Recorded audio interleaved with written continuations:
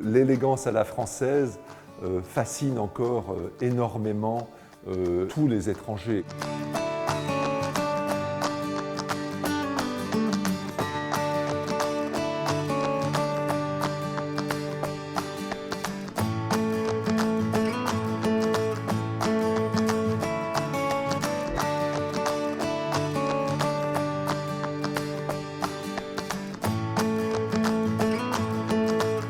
Tout le monde reconnaît que la France a su élever l'art de la table, l'art de recevoir. Tout ça, c'est un patrimoine culturel qui nous est envié par le monde entier.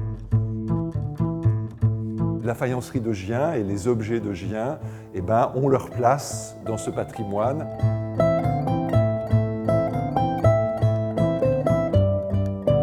Le musée raconte l'histoire de la faïencerie de Gien. Et pour raconter cette histoire, il nous a semblé intéressant de prendre trois angles de vue. La première salle ici, c'est ce qu'on appelle la salle matière.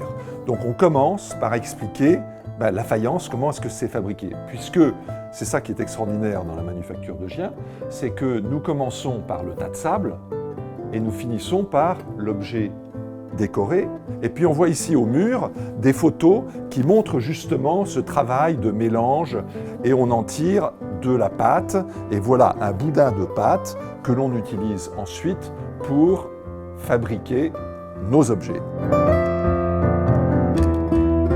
Salle attenante à la salle matière, qui est la salle qui décrit le processus de fabrication. C'est la fabrication des moules, c'est la fabrication du décor. On a toujours beaucoup de questions sur ce sujet, puisque ce sujet met aussi en lumière le fait que le musée de la faïencerie de Gien a la chose un peu particulière d'être juste à côté d'une manufacture qui existe encore, qui travaille encore, qui fabrique des objets tous les jours. Les deux angles de vue sont une histoire chronologique de la faïencerie. Et donc ici, l'histoire de l'entreprise, 1821, et donc on commence ici avec la première assiette fabriquée par Gien, jusqu'à 2021, et on raconte l'histoire de cette communauté. On raconte l'énergie qu'ils utilisaient pour chauffer les fours, donc ici c'est le bois, puis ça va évoluer vers le charbon. On raconte la première technologie de décoration des assiettes. 1853, l'introduction de la première machine à vapeur dans la faïencerie. Donc voilà, c'est toute une histoire avec bien sûr ses succès, avec aussi ses échecs. De l'autre côté, l'histoire artistique de la faïencerie. De façon chronologique, pour chaque dizaine d'années, on présente un certain nombre de pièces remarquables qui ont été fabriquées par la faïencerie.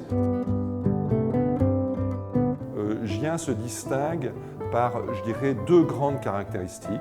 La première caractéristique, c'est que c'est de la faïence. On reconnaît assez facilement de la faïence de la porcelaine. La faïence a un côté sensuel, chaud, je dirais chaleureux, qui est très agréable. La porcelaine a un côté plus froid, plus rigide, un peu plus formel.